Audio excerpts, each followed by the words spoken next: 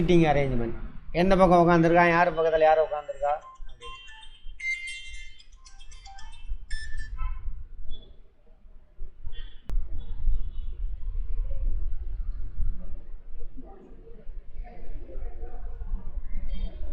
இருக்கை அமைப்பு முறை.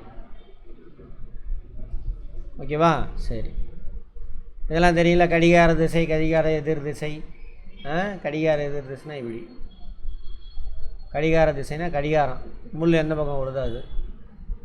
வடக்கு, வடகிழக்கு, இதெல்லாம் நமக்கு முன்னாடி தெரியும். திசை அதில் பார்த்துட்டோம்.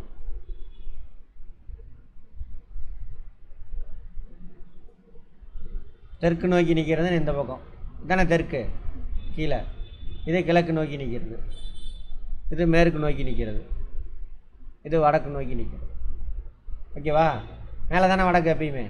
ரைட்.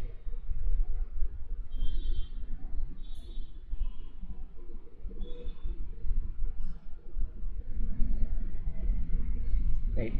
மோகன், சலீல், பூஷன், சுரேஷ், ஜெயேஷ் ஆகியோர் வட்டமான மேஜை மீது மையத்தினை அது பார்க்கணும். நீங்கள் உட்கார்ற மாதிரியே கற்பனை பண்ணிக்கணும். ஓகேவா? எங்கே உங்கள் ஃப்ரெண்டு வரலையா? வட்டமான மேஜை மீது மையத்தை நோக்கி, மையத்தை நோக்கியா இல்லை வெளிப்புறம் பார்த்தான்னு பார்க்கணும். ஏன்னா மையத்தை நோக்கினாக்கா ரைட் சைடு ஒரு பக்கம் இருக்கும், ரைட் ஹேண்டு. வெளிப்புறமாக பார்த்தோன்னா ரைட் லெஃப்ட் என்ன மாறிடும் அப்படியே. அதனால் அதை மனசில் வச்சுக்கிறோம்.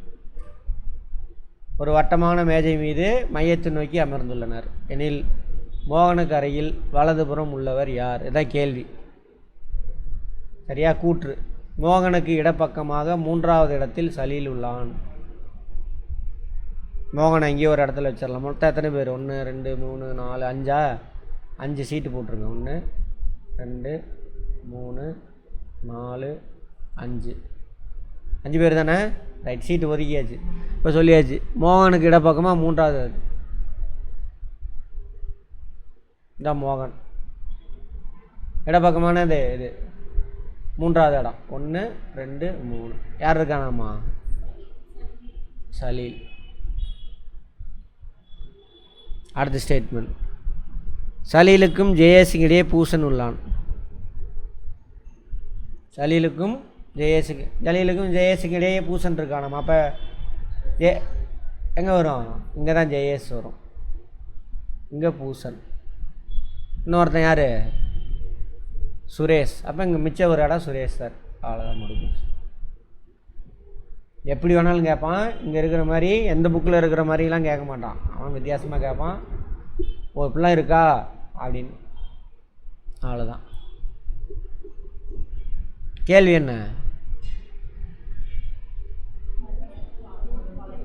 மோகனுக்கு அருகில் வலதுபுறம் தானே மோகனு. வலதுபுறம் இதுவா இதுவா? இது. சுரேஷ் தான் ஆன்சர். சரியா? மூளை வேலை செய்தா? கற்பனை பண்ணுறியா? படத்தை வார்த்தைகளை படமாக மாற்றுறியா? அதானே கல்வி. அதான். அடுத்தது 4 குழந்தைகள் ஒரு வரிசையில் அமர்ந்துள்ளனர். 4 குழந்தைகள் ஒரு வரிசையில் அமர்ந்துள்ளனர். 1 2 3 4. ஏ என்பவர் பியின் அருகில் உள்ளார். ஏ என்பவர் பியின் அருகில் உள்ளார். நான் போய் அங்கே எழுதலை பாருங்கள், இடம் தான் ஒதுக்கியிருக்கேன். பிக்கு லெஃப்ட் சைட்லையும் இருக்கலாம், நம்ம இங்கேருந்து பார்க்குறது வச்சுக்கலாம். ரைட் சைட்லையும் இருக்கலாம், லெஃப்ட் சைட்லையும் இருக்கலாம்.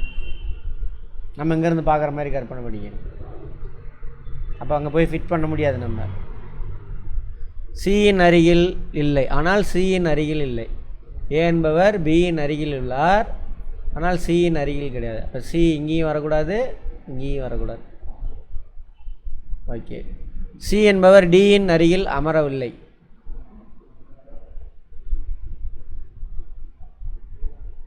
சி என்பவர் டி பக்கத்துலேயும் கிடையாது, டி பக்கத்துலேயும் இல்லை. ஓகேவா? அப்போ என்ன பண்ணலாம்? ஃபிட் பண்ணி பார்ப்போம். இங்கே சி வச்சோம்னா, இங்கே பி வச்சோம்னா, இங்கே ஏ வச்சோம்னா, இங்கே டி. ஓகேவா?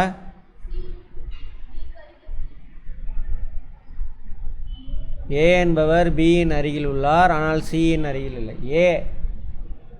ஏ என்பவர் தான் இருக்கக்கூடாது. ஓகேவா? அப்போ யார் வருவா? என்ன கேள்வி? டியின் அருகில் யார் உள்ளா? யார்? ஏ தான் வந்தவங்க. வேறு மாதிரி ஃபிட் பண்ணலாம். இப்போ டி எங்கே வச்சு, இங்கே ஏ வச்சு, இங்கே பி வச்சு, சி. எப்படி பார்த்தாலும் சரி. டிக்கு பக்கத்தில் யார் வருவா? இப்படிலாம் கேள்வி ஐஏஎஸில் கேள்வி, சிவில் சர்வீஸ்லேருந்து போலீஸ் எக்ஸாம் வரைக்கும் இருக்கும். புரிஞ்சு வேலையை செய்கிறாங்களா அப்படின்னு. ஓகேவா? எக்ஸாக்டாக தெரிஞ்சால் எழுதணும், இல்லை என்ன பண்ணக்கூடாது, டவுட்டில் வச்சுக்கணும். அப்படியே லெஃப்ட் சைடா ரவி சைடா அப்படின்ட்டு ட்ரை பண்ணிட்டு வரீங்களா?